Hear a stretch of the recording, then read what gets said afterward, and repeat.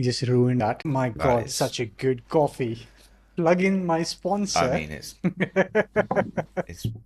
Shall I give my guy a shout out? Coffee Kev, Yeah. Coffee Kev on YouTube actually does fantastic coffee tutorials, machine reviews. I am not sponsored, but I'd like to be. Anyway, good morning, Knuckles. It's Saturday, believe it or not. The sun is out, and We're spending I'm the day. inside recording a Yeah. podcast. What has become of us? I used to like the outdoors. Uh, Now I like yapping about I fitness. mean, We're now recording it, yeah. Yeah, no, but I've enjoyed recording over the past few weeks, Knuckles. Have you? yeah, I mean, like, we do this all the time. The calls and the chatting and the ranting and whatnot. It's just that now we get to subject other people to it as well, willingly or unwillingly. It's not, yeah, and it's not just you. Like I don't know about you. I'm yapping about fitness all day. I'm in the gym talking to clients, or I'm on a video call talking to someone online. Just yap, yap, yap. Yeah, that's just you. I hate fitness. Yeah, yeah, yeah. That explains an enormous amount, including the size of your arms. Speaking of What are we fitness, talking about? Speaking of fitness, we are. that is a great little segue on a fitness podcast. Speaking of fitness, because it can work on every episode. You can. So, Yeah. we're discussing tier-based ranking of exercises. No, we're not. We're not, and you know we're not. Like this. Let's give some context. There's been it's been very popular recently for kind of online coaches to rank exercises on a tier-based system. S through to, I don't know, D, is it? S being like the best exercises of all time, and D being bang average. For some reason, everyone puts leg extensions down at C and D tier, which this episode is not about. That just really gets my goat. Probably the best exercise of all time. We floated the idea, didn't we, between us of doing one of these things, and then we decided actually it's insanity. It's so ridiculous.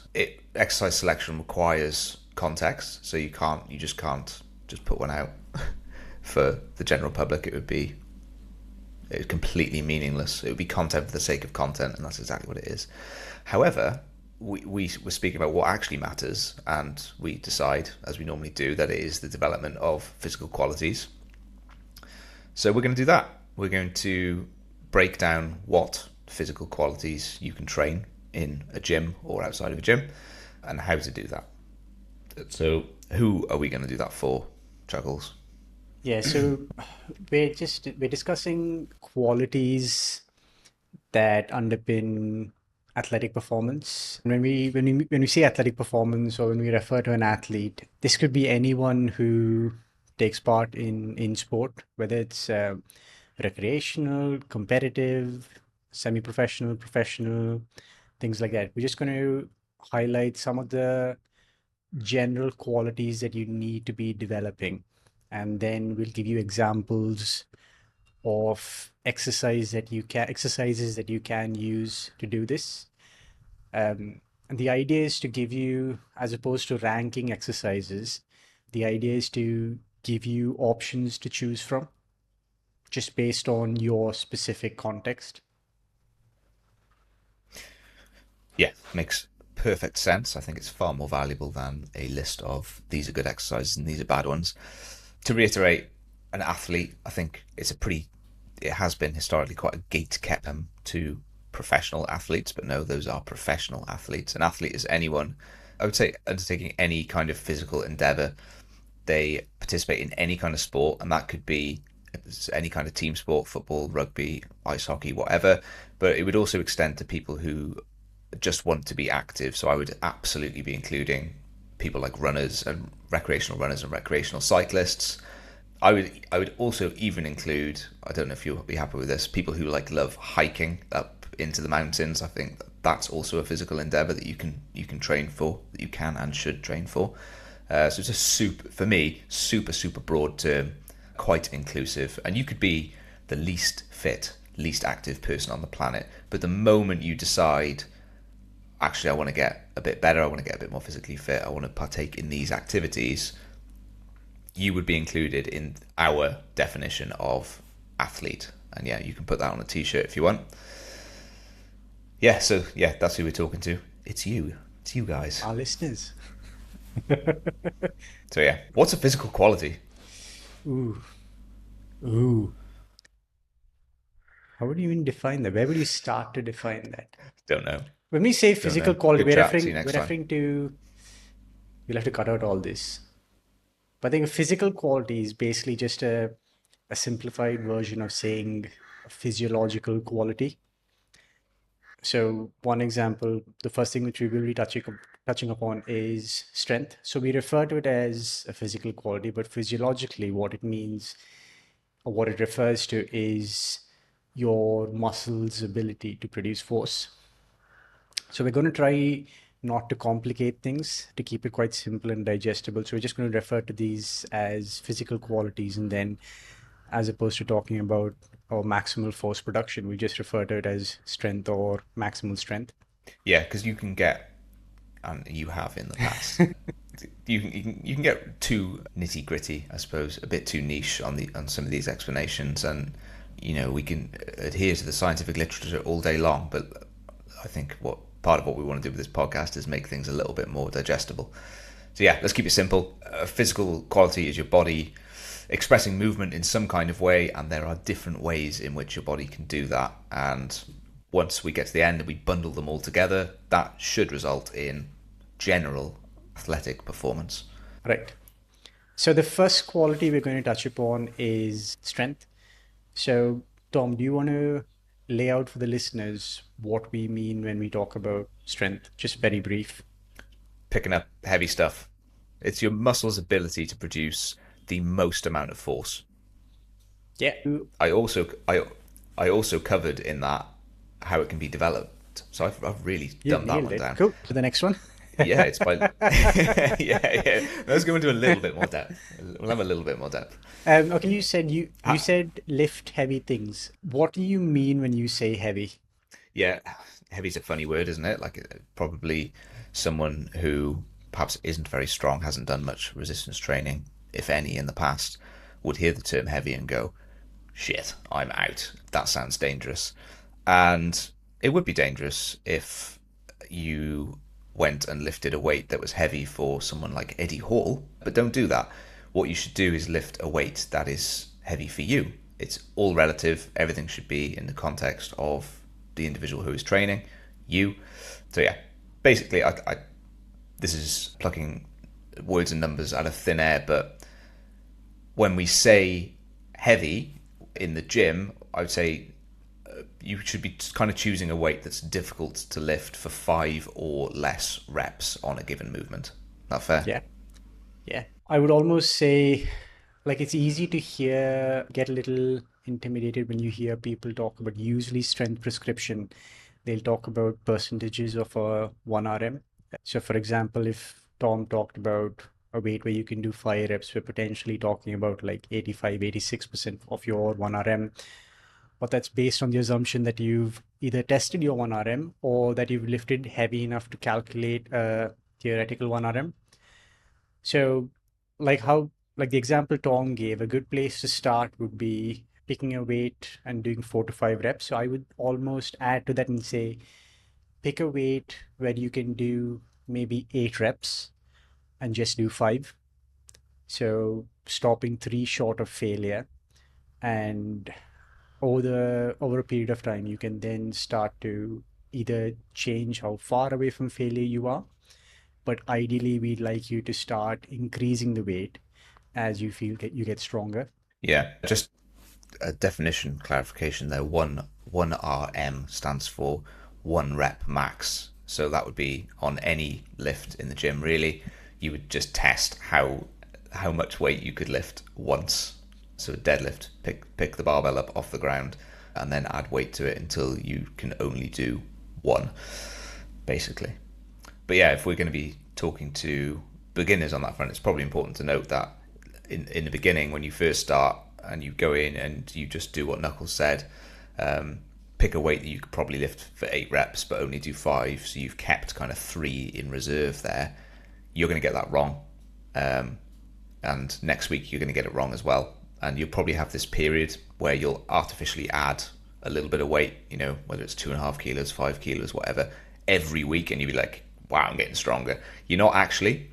You're probably just getting better at gauging how strong you currently are, which is fine. There needs to be that period in the beginning. We'd always tell people like your first 2, 3, maybe even 4 weeks will be about getting familiar, one, with what the reps in reserve feels like, so how far away from failure you are, and almost getting an understanding of what you're actually capable of, which usually tends to surprise people. You're capable of a lot more than you think you can do.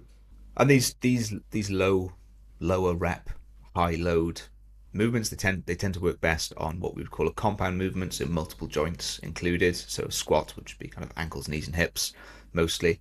A deadlift, which is kind of hips and knees. Bench press, elbows and shoulders. Like these bigger compound movements, which generally will have higher loads because they're using multiple muscle groups and big muscle groups. Just get a good coverage of them. Squatting, deadlifting, pushing things away from you, pulling things towards you. That's pretty much covered it. 2 or 3 sets of each of those to start with is a great place to start, especially if you're trying to design a program that encompasses strength development, but also all these other qualities that we're going to talk about. Speaking of which, Knuckles, if you're happy to move on there. The only thing I want to add is Tom gave the examples of squat and bench press. It's easy for a lot of people to get bogged down by the idea that when we're talking about strength training, you need to be using free weights. So don't let that get in the way. You can still train the squat pattern using machines like the hack squat, the pendulum squat, things like that. You can still do unilateral strength work on machines. So the options you have are far from limited. Yeah, I personally love using free weights myself, but I still incorporate machines almost as much as I can. I think it's a great idea to have coverage of both, but we've covered this before, but use what you're confident using. There's no reason why you would have to choose a barbell over a machine. Absolutely none. Yeah. So just to sum up strength, what we want is to be lifting relatively heavy load, working within the 3 to 5 rep range, for example.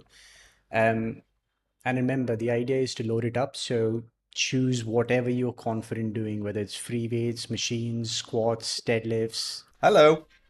Yeah, Daddy's doing a bit of work. Hi. Oh. You want to come be on the podcast? Oh, come over. Come here then. Stop it. Ever see Knuckles? Hello.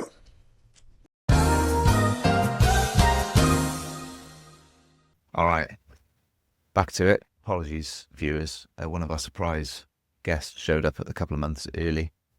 Charged in, knocked over my camera, which is why you might notice the camera angle has changed a little bit. She's eating her lunch on my lap, which is why I'm covered in banana and egg, and she's gone off for a nap, so we're back into it. Knuckles, apologies for the interruption. Oh, no. That is the danger of running a podcast from your kitchen. Lyra's always entertaining. We'll have to get a studio. Next. When we hit 1,000 subscribers. Go on, hit the like and subscribe.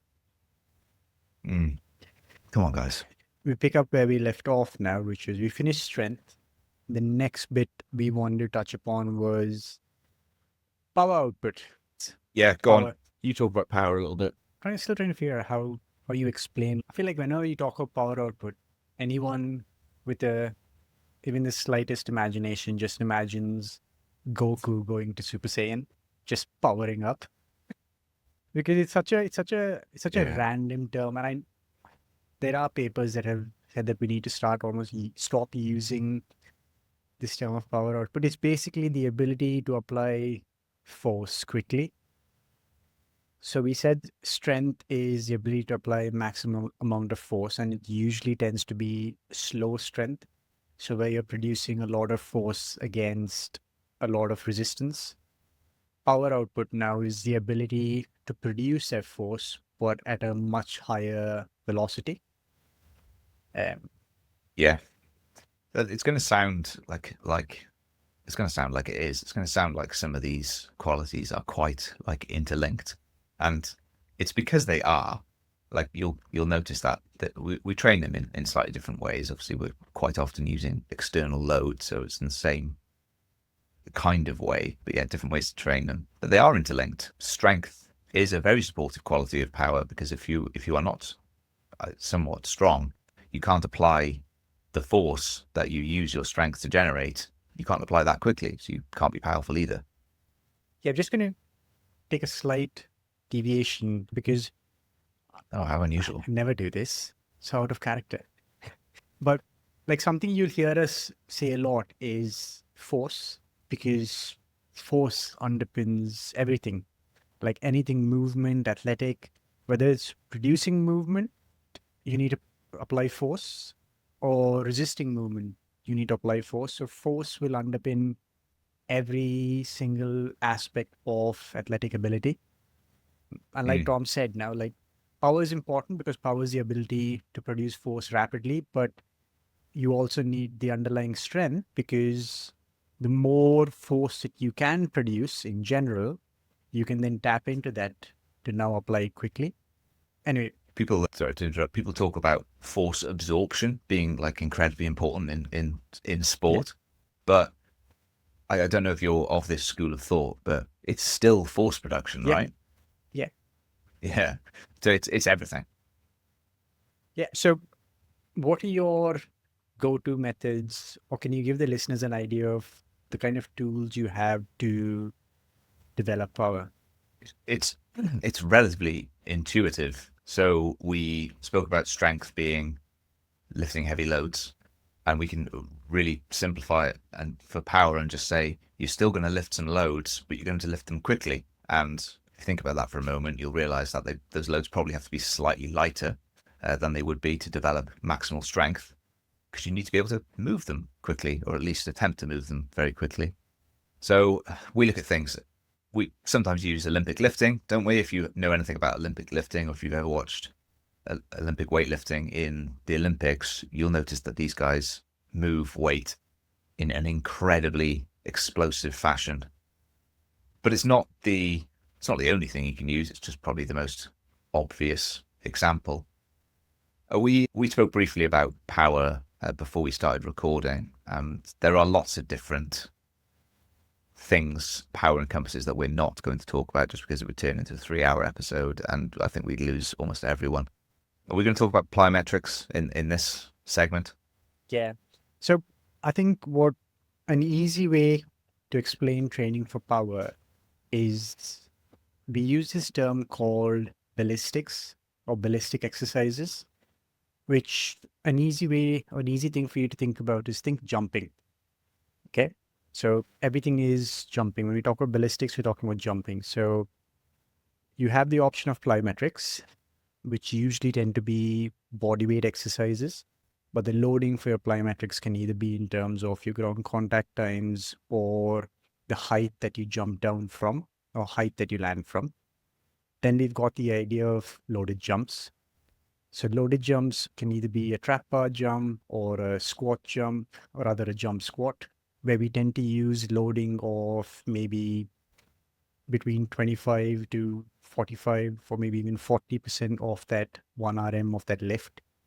And then you've got the Olympic lifts. Now, the Olympic lifts, it might sound a little simplistic for me to say that's also a jump, but you do get that triple extension in the Olympic lifts.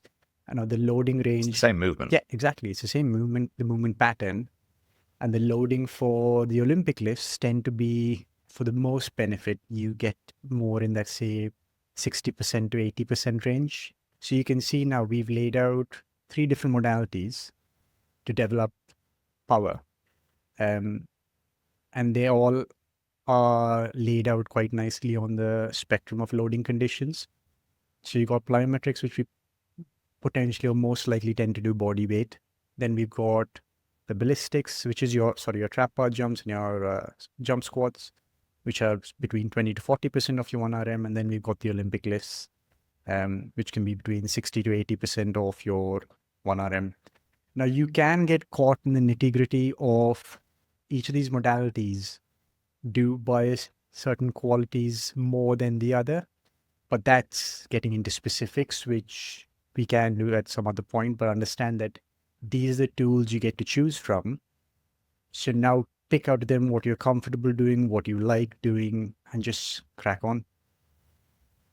I was about to say, because putting myself in the frame of mind as a relative beginner, or even someone who's like advanced with strength training and maybe cardio, but hasn't touched plyometrics or Olympic weightlifting, they're quite like terrifying concepts, like being used to moving everything quite sort of slowly, suddenly moving in incredibly explosive fashion is daunting. Some of these concepts, like some of the more advanced, like plyometric movements, and certainly the Olympic lifts, or let's just say like a clean, I'll put a video up. They are complex movements, and there's a huge amount happening in a very short period of time. So what that means is that the skill threshold to get the most out of those movements is quite high. You need to be relatively good at them, so you need to put the time in first and spend a lot of time being bad and frustrated in order to, down the line at some point, get good. And I put myself in a category of being distinctly average at Olympic lifts. I'm probably borderline. I get benefit out of them. But it took me a very long time to get to that point, and I only did it with the goal in mind, get reasonable at Olympic lifting, because, I was in gyms, I had time, I had the desire to do that. So I did it. So fine. There are other options is what I'm trying to get at that are simpler. Like just think about the most basic jump. Like it's probably a counter movement jump, which would just be standing still and then jumping as high as you can vertically. Job done. And then landing. Yeah. It can be as simple as that. I'm not going to get That's a into great starting point. Yeah, I'm not going to get into the idiocy behind people saying that the Olympic lifts are something you need to be doing and that they're more effective than the loaded jumps. I am just going to say it's idiocy, because context will decide what exercise should be utilized. Yeah. Equally, on the other, there's plenty of people who say that you should never do the Olympic lifts. There's two schools of thought. Some people say you should never do them. It's pointless. You can just do loaded jumps. And there's another school of thought that no, you absolutely have to do them. They are the gold standard of power production. And of course, it's neither of those things. It's in the middle and it's contextual. Exactly, and that's a problem with the fitness industry, isn't it? Where they're always trying to push extremes, whereas where you need to be is middle ground, because context is going to decide everything. Like in our profession, context is king. Yeah, exactly. Veganism is the most healthy diet. Oh no, wait a minute. Vegetables are poisonous and actually you should just eat meat. And hold on a second. There's probably some middle ground somewhere that we can all agree on. Or the new one where fruits cause obesity. Anyway. So that's power output. Do you think we've covered everything we need to on power output? Is anything else you want to add? Yeah, I think so. I'm happy with that. Yep. The next part is speed. What is speed? Moving quickly. End of. We're on a bit of a spectrum here, aren't we? We've gone high load, probably moving quite slowly. We've gone kind of maybe we described this as moderate load. I think the top end there you said was 80% of what you'd be able to lift for a heavy Olympic lift, all the way down to 20-25% for a lighter loaded jump.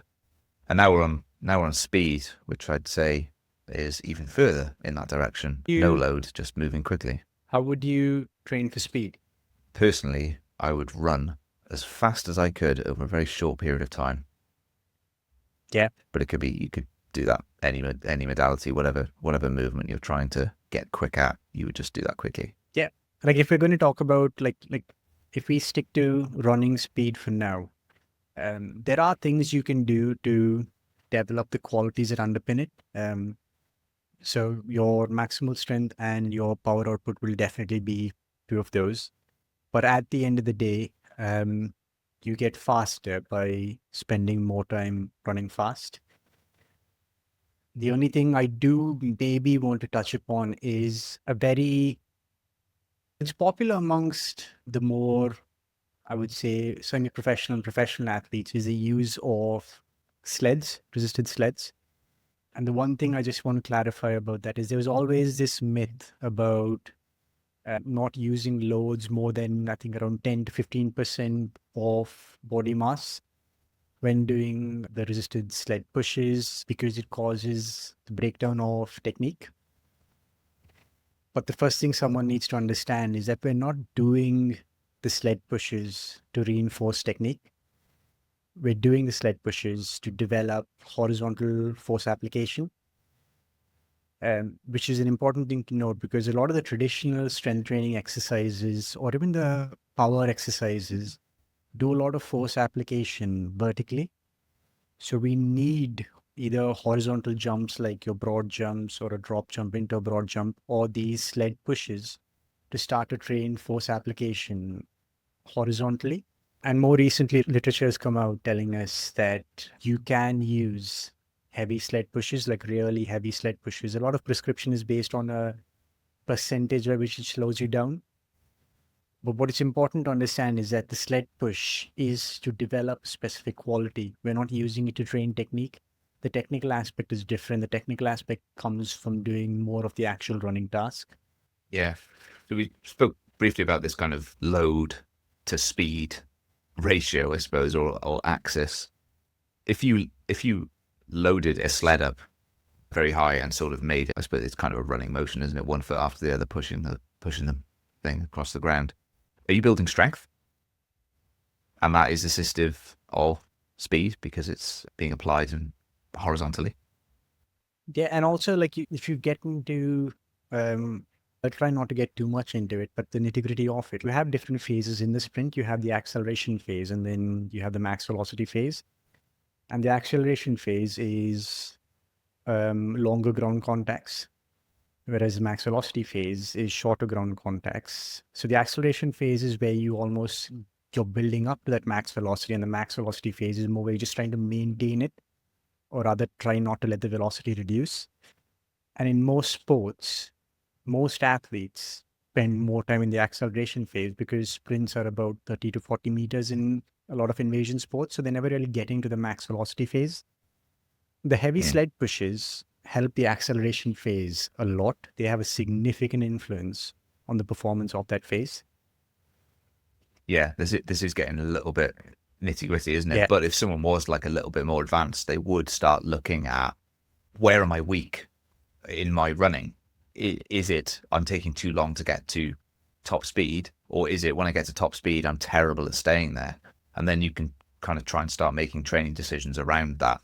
No, I'm actually just it takes me ages to get to top speed. Perhaps heavy sled pushes is something that I can incorporate in my training. If it was the opposite, would you say something more plyometric with shorter ground contact times would help with top speed? Yeah, but when you get to the max velocity phase, we're looking at the ground contact time. So we're still looking, you need to apply high amounts of force, but you have to be able to do it in like very short ground contact times. I wish I could pull off from the top of my head the kind of ground contact times that top level sprinters have, but it is very short. And the amount of force relative to body mass that they can apply in that period of time is ridiculous. Yeah. Shall we clarify, as we always do, that if you want to get better at sprinting and running, then 99% of it should be sprinting and Yeah. running. Unresisted And we sprinting, are just running. talking Yeah. about, yeah, we're just talking about background characteristics that will probably help. Yeah. Just to clarify one small bit there where we talked about plyometrics for the max velocity phase. That would be your fast stretch shortening cycle plyometrics. Should we move on? Yeah. Actually, no, before we move on, something that I did leave out in the notes for us to discuss is the opposite of speed and acceleration, which I think is a quality that gets neglected quite a lot, which is deceleration, is your ability to slow down, especially in sports like in invasion sports, or even if you're doing trail running and then you encounter downhill, the kind of impact forces that you get from constantly having to almost brake as you go downhill. Deceleration is quite an important quality to train. But funnily enough, like the two things that we covered earlier do actually build the qualities for deceleration. So obviously heavy strength, but more things from your plyometrics, your loaded jumps, and your Olympic lifts, they involve landing from a jump. So it's a lot of heavy eccentric loading. So it builds the qualities that underpin your ability to decelerate quickly. So imagine your sport of your choice, whether it's like we'll take rugby, for example, you've got the ball and then you see someone coming towards you to tackle, like you're trying to get to full sprint and you suddenly have to brake before you do anything else. So that is a key part of sport performance or athletic ability. Yeah, I was about to say when it comes to plyometrics and jumping, I think I see a lot of people talk about, and I think probably people think about the takeoff, which is obviously extremely important. But the landing is just as important. I'm not saying you need to think about it especially hard, but it's there. It's 50% of it, and we should give it some credit. Yeah. And that also Yeah. elicits adaptations, that landing, that hard landing. Yeah. But I used to have tons of fun with progressing the height of the drop that you mentioned earlier on, like drop jumps and depth jumps, just because I saw some dude online. I wish I could put the video up, but I don't think I'll ever be able to find it. There were two separate guys. One guy was like a parkour athlete, and his like main thing, his like rise to Instagram stardom was just stepping off of high walls and just sticking the landing, like no touching the floor with his hands or anything like that. He would just go bam on 2 feet in like a perfect, unbelievable. And the walls, they were like 20 feet high. It was unreal. And then another guy who used to do depth jumps from, if you've ever been in like a CrossFit gym, you'll know what a big plyo box looks like, a big wooden box. He used to stack those up on the high end, and he would get to 3 or 4 of those high, and he'd be doing depth jumps off them. And that was his like main measure of progress, was how high can I do a depth jump. I wanted to be that so bad. I got to 2 of them, which felt pretty scary, but those are good fun. springs. Yeah, those are springs. He's got some legs on him. Anyway, the final one we wanted to talk about, We got 2. sounds pretty similar to. Oh, sorry, we got 2. My bad. The one we're going to talk about sounds pretty similar to speed, mate. Agility, and I know that you love agility ladders. So let's talk about those. I know the value of having air quotes quick feet. Is that what they call it? Yeah. I'm going to let you have a little rant on that one. Nah, like pull me back in if you feel like I'm straying. But the reason why we have speed and then agility is because after speed is a quality, we talked about deceleration. So deceleration sets up what you do in terms of agility. So just to lay it out, agility is your ability to change direction in response to a stimulus. So in most sports, you'll see, again, using the example of rugby, you've got a player running with the ball. He sees someone coming towards him. So his first step in response to seeing the athlete or the opposition come towards him is to slow down. So he brakes, he decelerates, he slows down. Now, based on what he sees in terms of the opposition's body language, he needs to decide which direction he's going in. So he needs to decide change of direction. So that entire thing is referred to as agility. So your ability to change direction in response to a stimulus. Now, you will find on social media things about quick feet and agility ladder drills and whatever other nonsense looks glamorous for social media. But that it is all horse poo. It is all just fluff for social media. And I'm trying to use as PG language as possible, but it is absolute shit. Yeah, this is a child's podcast after all. Yeah, I would just like to let you know, I know you don't watch a huge amount of rugby, but not all rugby players slow down into contact. That is true. Many of them, in fact, accelerate as hard as they can and just run into the biggest man they can see. Yeah, just hit high. Yeah. So the reason, like the next time you see a ladder drill that tells you it's about building quick feet, all I want you to do is watch the video which has him doing those drills for quick feet, and then watch a professional athlete change direction. slow down, change direction. Tell me if there is anything similar there. There is nothing similar. Yeah. Like, Yeah. not in Can you terms, imagine if they were doing this kind of this like pussyfooting yeah, to on my try and slow tiptoes. down? The amount of force Yeah. I need to apply, one. Okay, so what I want all the listeners to do is go out into a field near you. I want you to give yourself 20 meters to hit max speed. Your job is to get to 20 meters, slow down to pretty much a complete stop, and then I'm going to make this easy for you. I want you to then sprint to the right, again, trying to get to max speed as quickly as possible. At what Yeah. point Okay. do you Did you think think, they're going to do that, mate? no, they're probably going to stop listening to the Do you think? podcast? Yeah. Yeah. Exactly. This guy's an idiot. I don't care what you're doing, guys. If you're driving on the motorway, Stop, pull over pull on the over hard and do shoulder. this Get now. out. Find a field. Find a field. Get up to top speed. What's that? You're wearing high heels? I don't care. Don't care. Just get up to top speed And then try turn and right. try and What? That's decelerate. back onto the motorway. Don't care. You will then Just find do it. that quick feet do absolutely fuck all for anything. Yeah. Friendly language has gone out the window. Yeah, no. This is why I hate talking about agility. I hate talking about anything like this. This It doesn't do is anything for why I top dated speed. you. Does nothing for top speed. Does nothing for performance.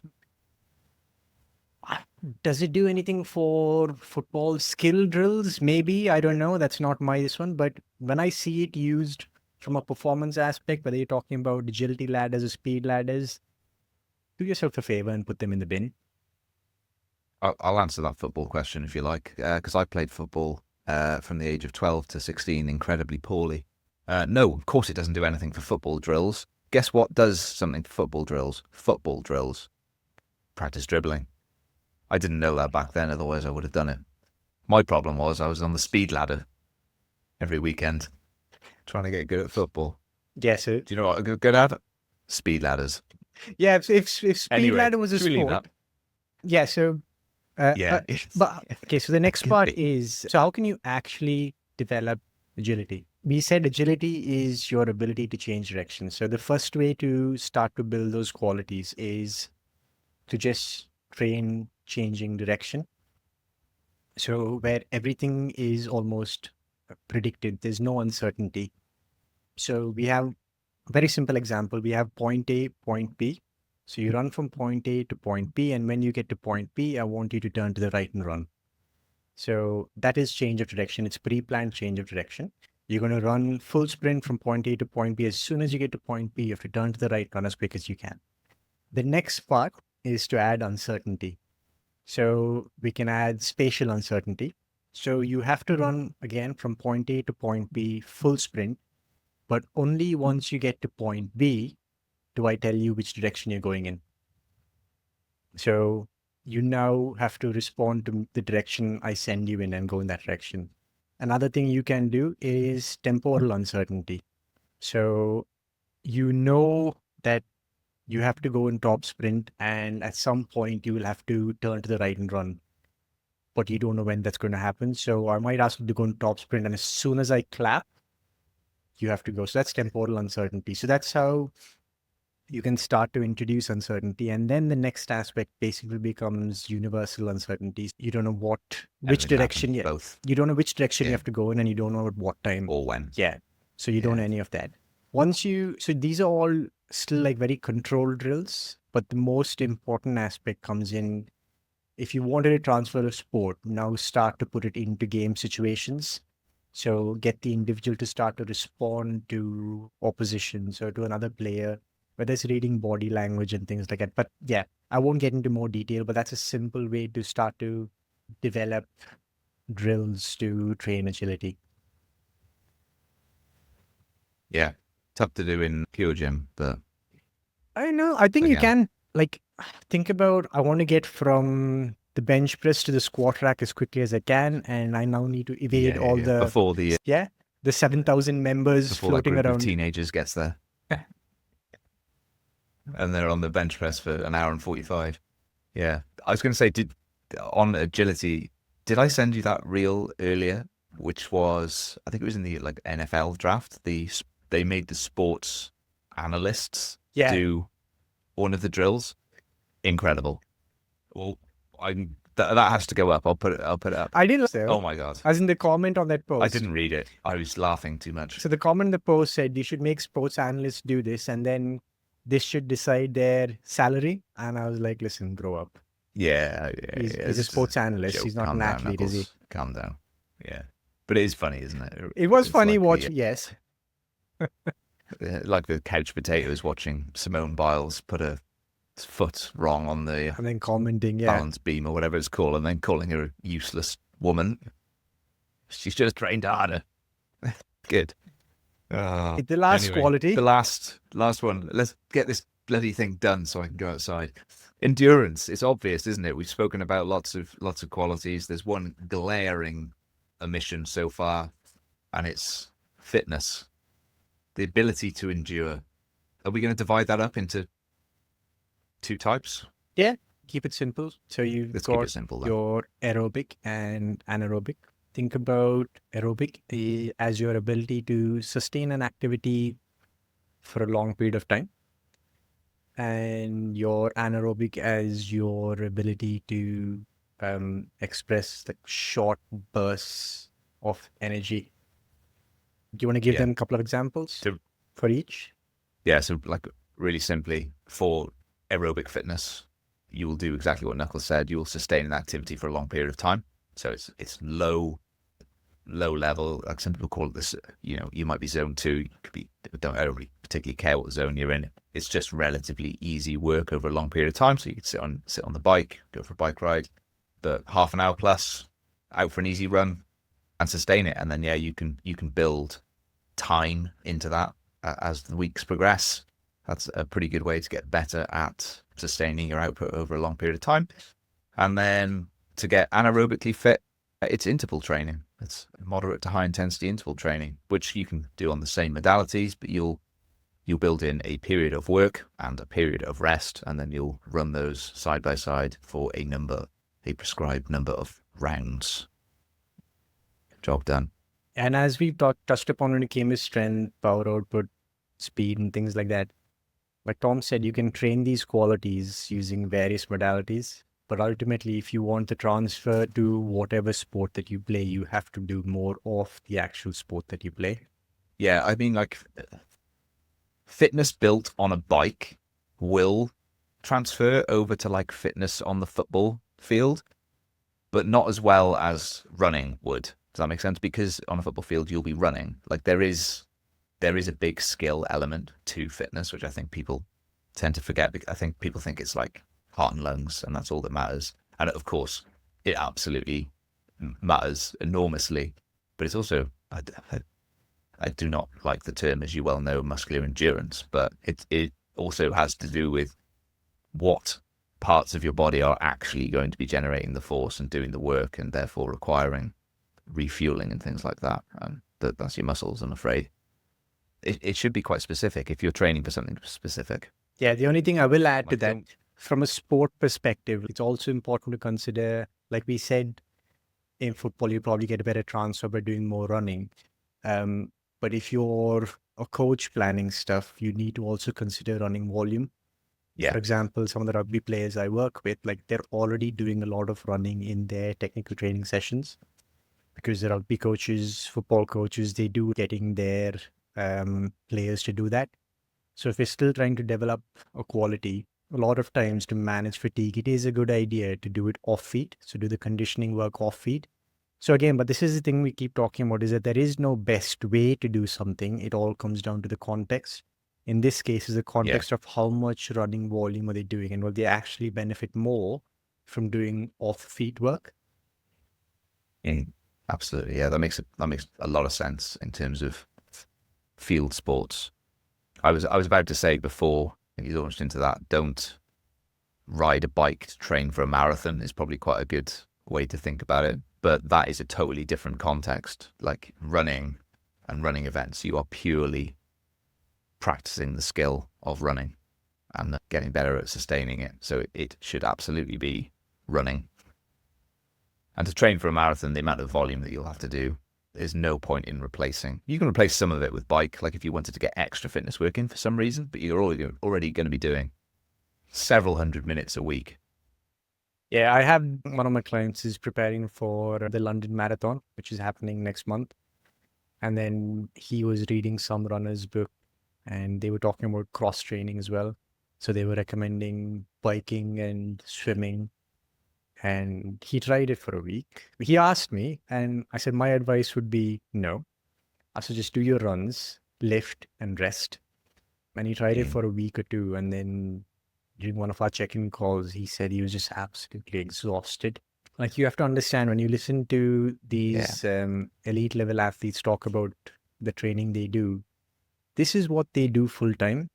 And they have support staff, they have nutritionists, they have all kinds of things to help with recovery.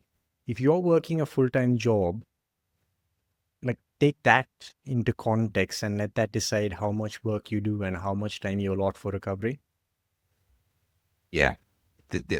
All these guys have is time, and every minute of every day is geared towards performance and training and recovery. And rightly so. That's how they make a living, but that's not you. Well, they got to make money, right? Yeah. That's not you. Yeah. It's not me either. I was saying that to you. Oh, right. Oh, right. Okay. Yeah. I can't even get through a podcast without being covered in banana. An egg. Right. So is there any quality you think we left out? I mean, there are like little sub-qualities, aren't there? But they're not as important as those ones, and I don't want to keep going on. Yeah, but if you, the listeners, feel like there's a specific quality that we haven't touched upon that you would like us to talk about, or maybe you recommend how to train those qualities, just drop it in the comments. Absolutely. Knuckles, I'm forever plugging Un-Trainable, our program on these podcasts. But do you want to give it a go? Yeah. I think you've nailed it. You've nailed the delivery now. You're the face of Un-Trainable. Yeah. Guys, that's all I'm going to give you. It covers all of those qualities, and it does so in one program. Yeah. I don't know what more you guys want. It's less than £1 a day. Or 100 rupees. Or 100 rupees. If you're Zelda. You ever play Zelda? I'm sure they spend rupees. I don't know what Zelda is. A video game. We don't have video games in India. Oh, yeah. Well, mate, we've hardly got the internet. Should we tie that up? Yeah. Oh, guys, what a yap. Thank you for listening to a ramble on training qualities and how to go about improving them. Join us on the next one. Good chat. Good chat, Knuckles. Oh, I forgot to hit record.